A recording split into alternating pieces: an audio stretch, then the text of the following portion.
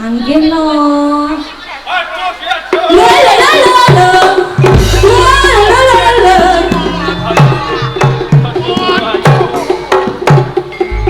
orang keranjang Kanjeng Adipati Bandar Subali. Rasane pun kakang tanding karo Joko Mercu.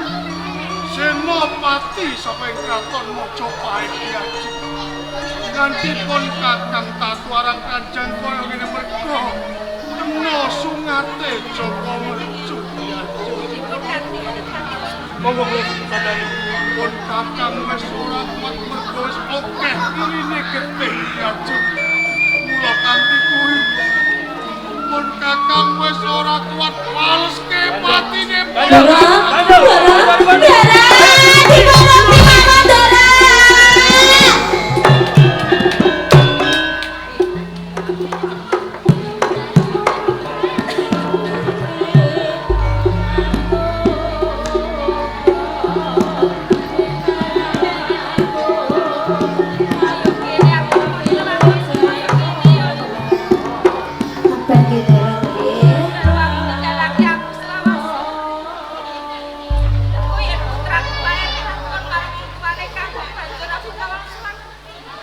jenengan namanya di kados ngoten, kula mungkin derek bingung yen to sampe susah terus.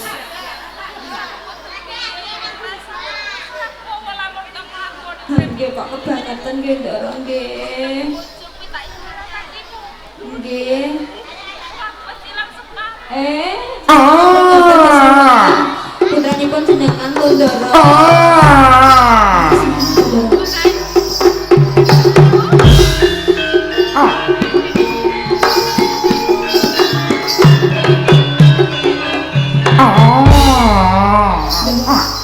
Wujudnya aneh-aneh gitu nggih. Sik, niki saged caturan kali kula napa boten niki kok? Hei, pawongan. Kok pawongan Ndara? Napa nggih Ndara? Nek wong nggih boten wong, kewan nggih boten kewan. Nggih, sik, kula tak tangletane nggih. Hei! Piye? Aku sapa to jalma? Ketemu Ndara. Aku ratan bedane kaya dening kowe. Mung wae wujudku gegirisi. Bener. Wujudmu ki tenggak mendhuwur ki kaya kebo. Iya. Mengisor ki kaya bojoku. Aku pengen ketemu Bandar Subali. Sik. Kowe iki sapa kok wani-wani mlebu Taman Sari kene? Aku Joko Mercu. Joko Mercu? Iya. Kamu tau krungu? Lho, sing mateni Ndara Kakok. Berarti kowe sing mateni karo Ndara Bandar Subali. Ya! Lho kowe kok wani-wani mlebu kene iki golek mati karo aku kowe.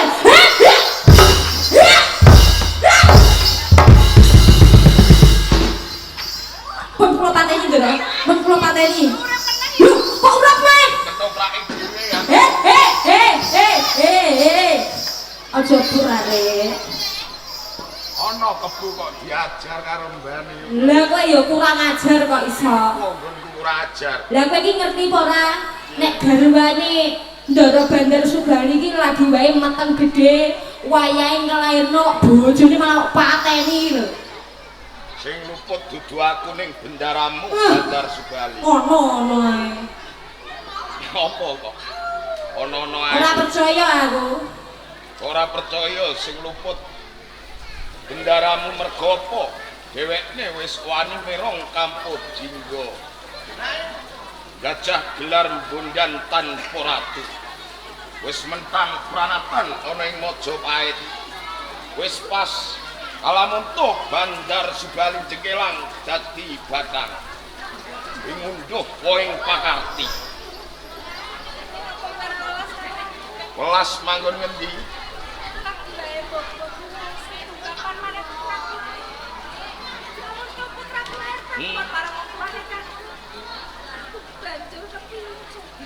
Jinggawati, aku ngerti kalamunta wektu dina iki kowe ngandhut sepuh.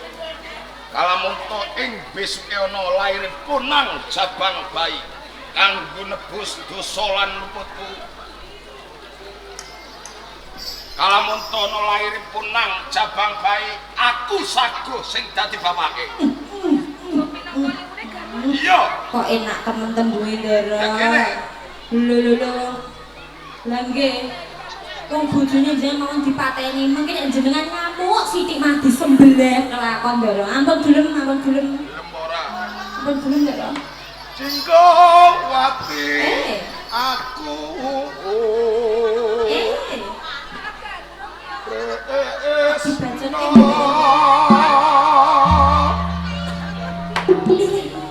Tresnaku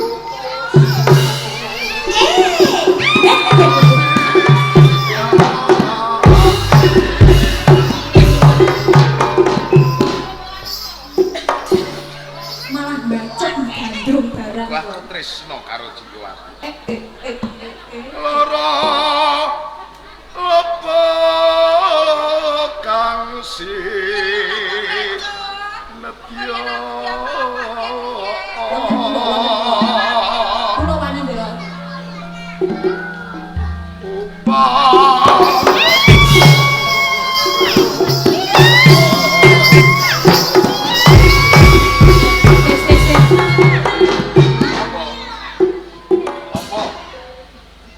Roh wong wedok lagi pisanan kok iso nembung seneng iki lho. Mergo aku ora tau ketemu karo wong wedok. Lah iki piye karepe ndara niki? Tertamtu tato ro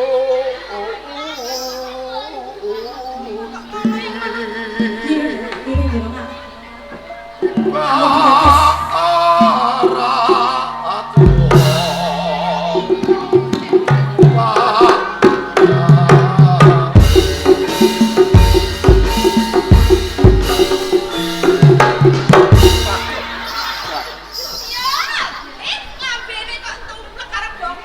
Ndara, ireng apa mboten ndara? Waduh. Kena irunge. Kena irungku. Kena irunge. Irunge gedene semono ndai bayi. Dae po ya sing iso. Ndai po. Kok tekan kono senengane. mampa tanpa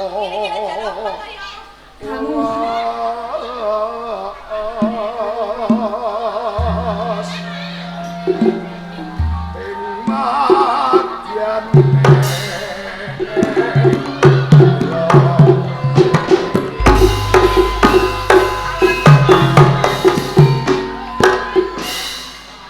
Ora bojone kancaku tak mangan. Ambune piye ambune seger? Ambune seger. Ambune rada kecing-kecing. Kumangsamu. Kowe mesti tanggal abang. Ora ono, aku iki lanang kok tanggal abang. Kowe lanang. Lanang no. Ora ngandel. Ora tau aku Mas. Coba aku pengen ngerti. Tutuk sisan. lemah go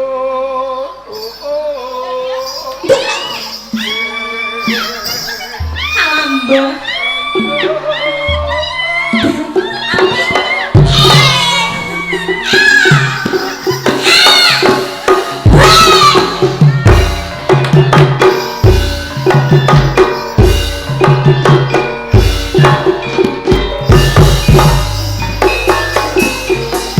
Kaca-kaca,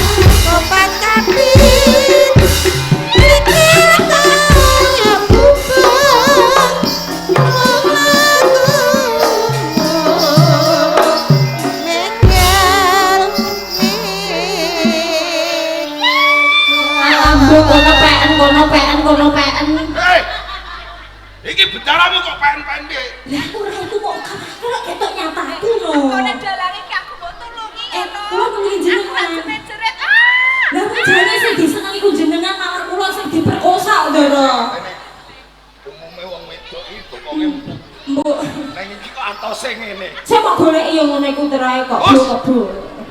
Ndoro aku mau demek-demek iki kok iso. Foto-foto aku tak mau.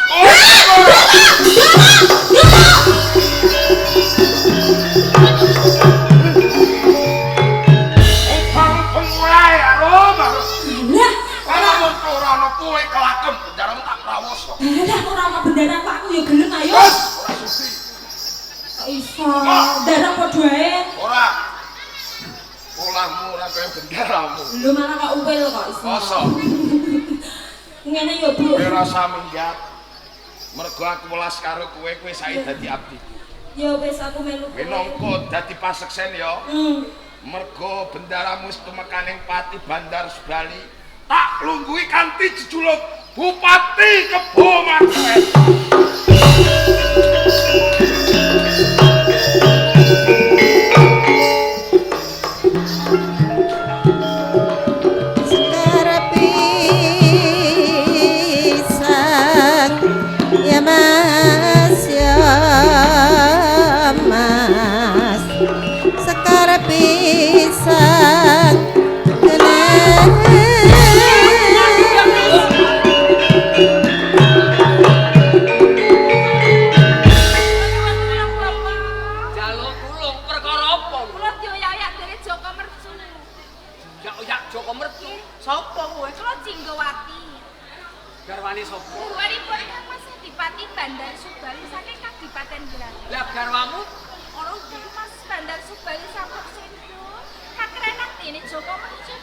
Banjur kowe dioyak-oyak. Papripun badhe mundhut bojo dumateng kula. Ya aku sing tanggung jawab kowe. Bapak, Arep babaran.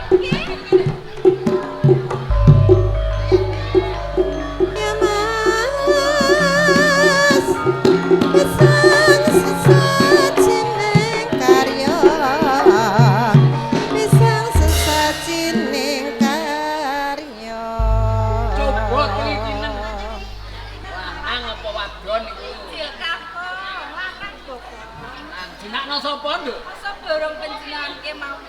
Ngono tak paringi jimat asma Joko Kumbara. Bali.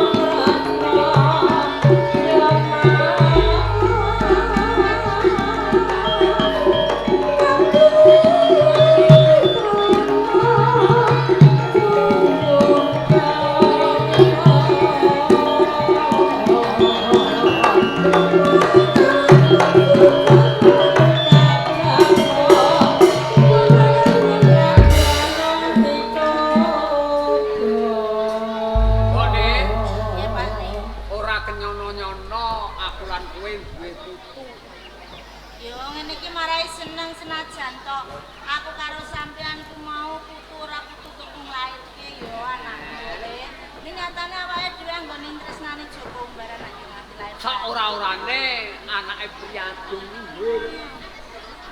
Ning Solo awake dhewe. emane kuwi ora tau gelem sapa. Lah kabeh mono ya kari bocah wong ancen bocah. Lah iki apa? Ya arep ndi kowe? Lah arep ning pawon kok cegati iki lho. Arep golek mangan Enak temen dolanan mulih mangan. lho jenenge ngelih kok ora entuk mangan. Ora ngewangi nyambut gawe karo bae. Nyambut gawe apa? Nyambut gawe apa resik-resik omah nyambut gawe. Kesel nyambut gawe ku kesel. Dolan saka ngendi? Karo kancaku tangga desa. Dolan kok dino. Lah ngapa no ning omahe suntup. Lah simbahmu terus ijen ora ana kancane. Bayar sampean ngono. Aku yo ning Tegal. Tegal kan ora wani karo simbok biyung ngono kok. Ana ngapa, Mbak? Lho arep takon karo kowe, sebab apa kowe kok ora kerasan ning omah? Mergo ora ana kancane enom. Kanca nom. Iya. Kancamu jak rene. Lho nek kanca-kancaku kok tajak saben dina ning omah kene. Suwe saya suwe. Apa ora diseneni karo wong tuane? Ora kok aja gentian kok siji wae. Ora iso. Aku kepengin kowe ora anu. Anjek ngono wae wong dadi siji ngono. Dadi ben aku ki betah ning omah. Lah karepmu piye? Ya gawekno Adi. Nek Nek mengko aku digawekno Adi, aku betah ning omah. Lah sing mbok kon Ya to mergo ono kancane. Sik to kok gawe Adi ku piye? Lha sampean Piye? sampean Aku karo simbahmu ya wis ora iso. jare sapa ora iso? lho mbak iki wis tua-tua kok. Sampean nuruti aku apa ora? Gawekno Adi apa ora? Eh, Ora bali aku. sik. Nak njaluk kuwi aja karo aku. Aja karo simbahmu wedok. Karo sapa? Ya karo biyungmu. Ya kowe jek kerja, jek masak mbok. Biyung lho rondo. Apa ya iso duwe anak? Ora iso. Lah iso nek sampean karo mbah wedok, mbah lanang iki iso duweni. Sampean nuruti apa ora? Ngene-ngene. Nek sampean kepengin Joko Umbaran iki betah ning omah, ya turuti. Tenan. Iya. Nak kowe wis tak gaweke Adi, kowe ning omah. Betah ning omah. Betah ning omah. Iya. Enteni sawetara. Engko anake tangga mbok silih. Arep ngopo ke mbahmu kae? Lho, sampean melu mlebu ah, Mbah? Lah lha apa aku melu mlebu? Gawe Adi ngono. Domo wis tuwa kok iso gawe. Wah, ana wong tuwa ya ijen anak cilik ya akeh. Lho, sapa iki Pakne? Iki anak sapa? Dor semene gedene. Iki sapa iki? Nih, Rupane rupane padha apa ora? Rupane padha karo kowe nya. Kulite padha, Padha. putihe. Wis iki jak ana udung kene desa Ngronggo ngomong nek kowe ndek Adi ngono. Lah kok beda kaya aku? Bedane Ngono kok. Ora iso. Wong iki mripate biru, mbakku ireng kok. Lah wong iki mripat gone kambok kono. Jare bayi. Iya ya nenek bayi, nenek bayi. Kilu. Nenek bayi. Kilu. Bah. Kilu. Bah. Lah kok meneng ae? Hei, omong ah, omong. yo ora iso omong. Iki ya aneh-aneh kok. Lah jare menungso ora iso omong. Cak cilik urung iso omong, kowe ndek Hei. dhisik ya urung iso omong. Halo. Hei. Halo. Yo nangis iki kok aneh-aneh. Ini iki jajalan. Tajak omong ae ora iso. Aku jagongan karo sapa? Meneng ae ngene. Omongan piye Sing jajalan? karepno, Aja cilik ya, Mbah. sing gedhe. Sing gedhe. Sing kena tajak omongan. Wis ngomong. Kene ndi? Dusi banyu gege. Oke tak dusane banyu aki. Lah dalan susul. Banyu gege. Banyu iki yo yo. Kok Iki bayi. dipondong. Alah ngene kok tak ndontel nak gedhe dhewe. Oh nek ketek-keken. Ora le. Iya. Tenan kok ora, Mbah. Aja Bane kaya sulapan ae. Dicilek. Karo tenane yo le seger penak yo le. Apa kok ora kedep? Umbaran. Ora kedep ya napa? Medhek. Kok enak-enak gandeng renteng rangkul-rangkulan. Iki sapa iki? Kok enak-enak meneng karo dhewe iki mbahku, iki mbahku. Iki bojone. Aku wedi. Wedi setan kowe. Aku wedi. Iki lho sapa? Sabar. Wis, Mbak. Aku iki wali sampean. Iya iya ngerti wong isi. Supembalane iki wis tuwek. Sampai gandeng karo sing ndak. Yo. Padake apa Ayo. tak ada. Sik. Tenang.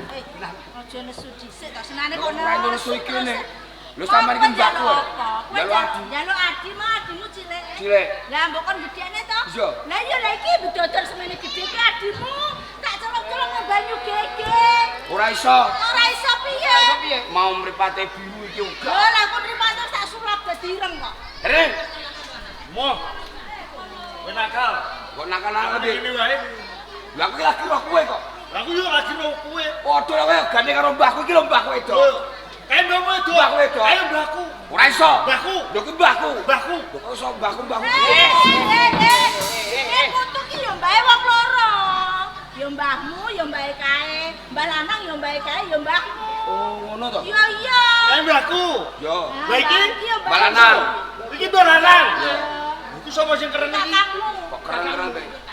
Kakang Umbaran. Kakang Umbaran. Kang ki tuwa-tuwa. Mbah wedok. Sumbalanang.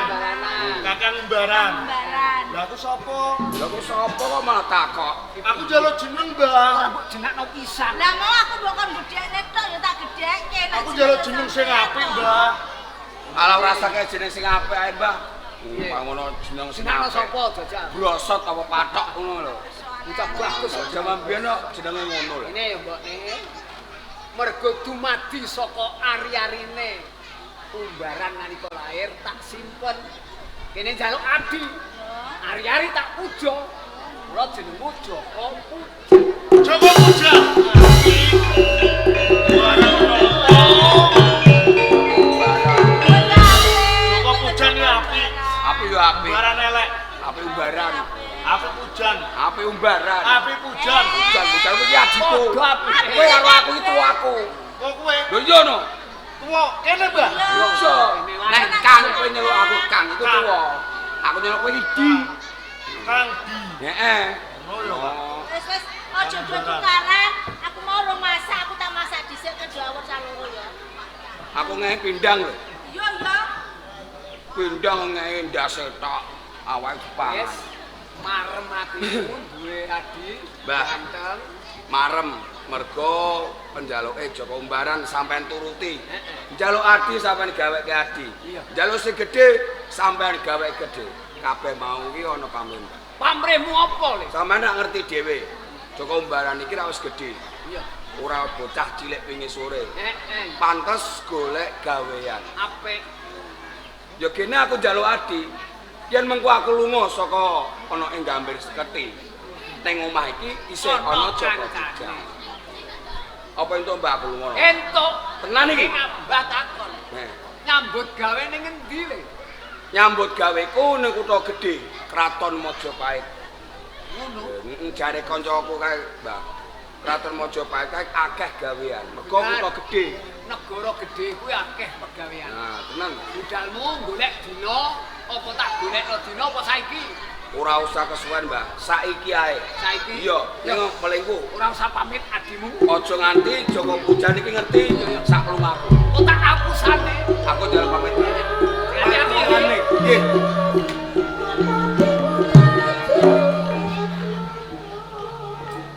Aku piye kok tak hapusane?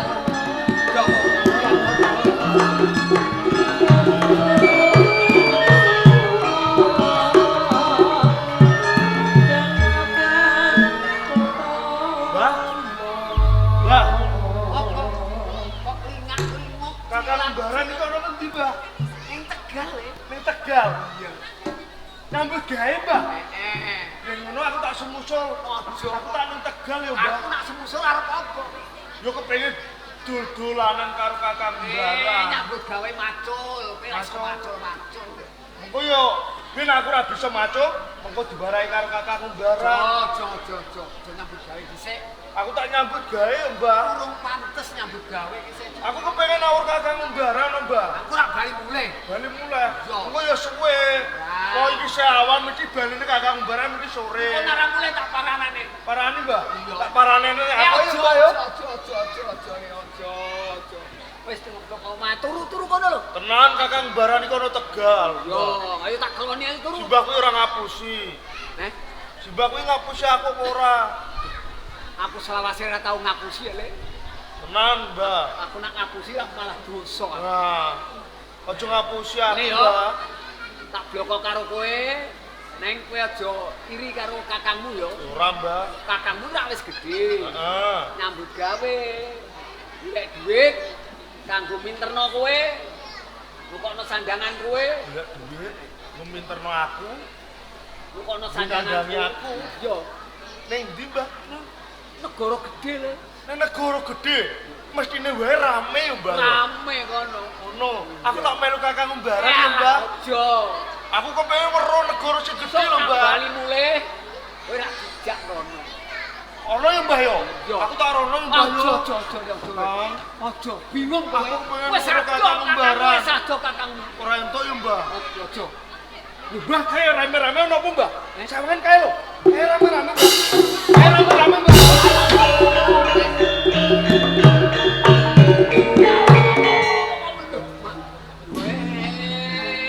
Jak, hujan, tenis simbale.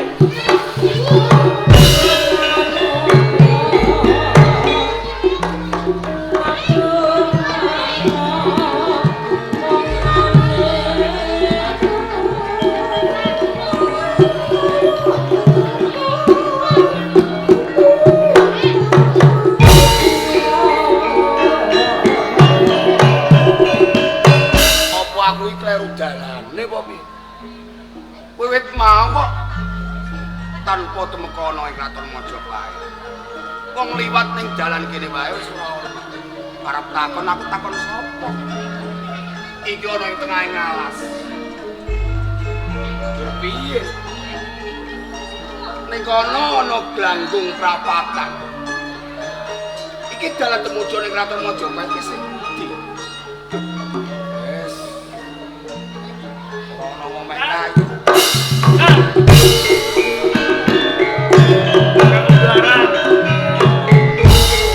Kang sapa kowe? Aku ya dhewe, Kang. Lho, iki ngopo? Lho, aku kepengin melu Kakang Umbaran Melu ning ndi? ning negara sing gedhe, Kang. Sing kandha iki sapa? Simbah Pamengger kandha karo aku. Diapusi karo Simbah. Kok bisa Lho diapusi? iya, aku ki arep dolan ning ngene kancaku. Mengko sore aku bali. Simbah kandha karo aku kok, Kang. Yen to aku kuwi ngapusi aku dosa. Mulane tak wenehi ngerti Kakangmu Umbaran kuwi arep ning Kutaraja. Negara sing gedhe kanggo nyukupi kebutuhan uripem, Ya, kanggo nyandangi kowe. Mula kanthi kuwi, Kang, redening aku iki wis ngerti. Aku tak melu Kakang Umbaran ana ing negara sing gedhe ya, Kang. Jan ora tak tutupi merga wis kanyi karo Simbah. Pancen aku bakal tumuju ana ing kutha gedhe. Ana ing Kraton Majapahit golek gawean. Iki golek gawean ora dolanan aku. Yen mengkone kowe melu aku ana ing Kraton Majapahit golek gawean, yo yen aku ndang entuk gawean. Yen ora mengko kowe malah ngrepotke karo Kakang. Perkara kuwi gampang, Kang. Gampang piye? Aku iki ra wis gedhe to, Kang. Mengko golek gawean bareng-bareng. Senajan pawakanmu gedhe, nanging kowe iki isih cilik. Durung pantes yen kowe iki nyambut gawe. Yen mengko kowe ana apa-apane ning awakmu, sapa sing rugi? Aku, mergo aku kakangmu. Mula saka kowe Jan, Jawa Jan. Luwih becik kowe ora usah melu kakang. Kowe bali wae ana ing Gambir Sekerti. Apa Kakang Umbaran ki ora mesakno karo aku, Kang? Lho, Yen to aku iki ijen ning desa ora duweni kanca. Kancaku mung sampean lho, Kang. tresnaku kelawan kowe. Ora bedane aku nresnani awakku dhewe. Nanging kahanane iki beda. Aku ki nyambut gawe. Yen mengko aku nyambut gawe, kowe melu, yen aku iki ora bisa nyambut gawe terus piye? Perkara kuwi aja kuwatir, Kang. Wis to aku bakal sabiyantu Kakang Umbaran golek gawean. Zan, Heeh.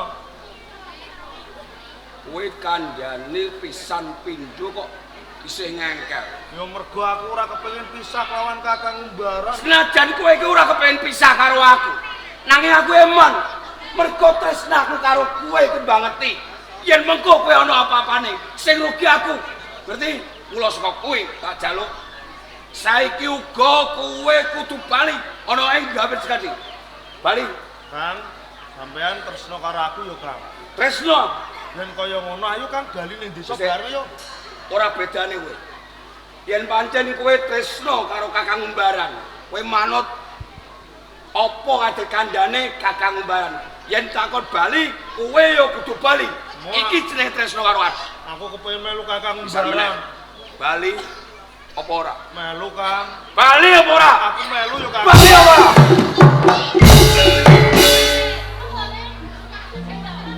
Sang pintu. Kowe tanpa gateke Kakang. Ning malah kaporo. Kowe meksa.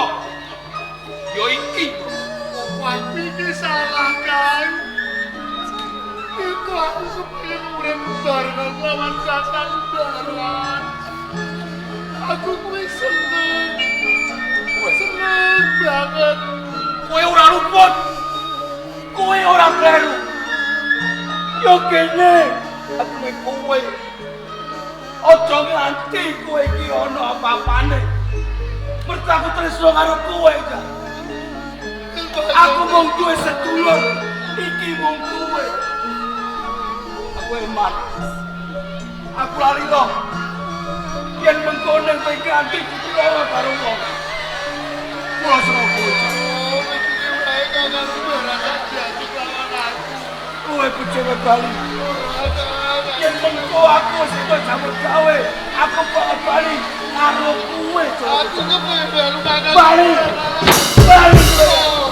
Bali. Bali. Bali apa ora Jan? Aku melu. Jan.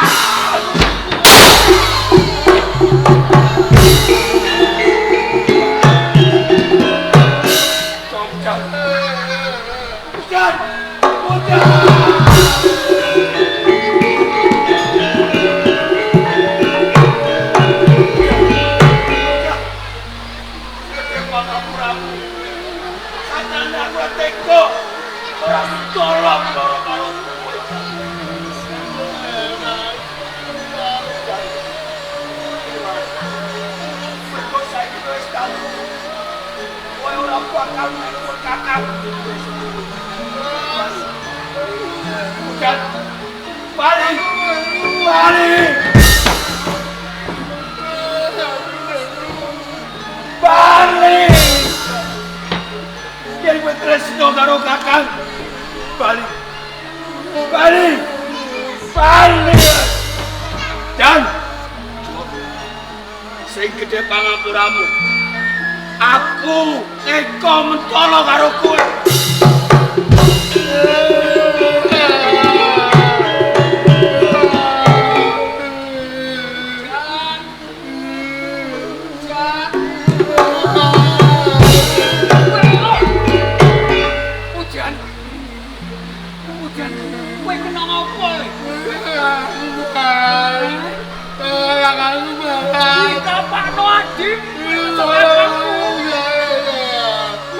Bloke wae.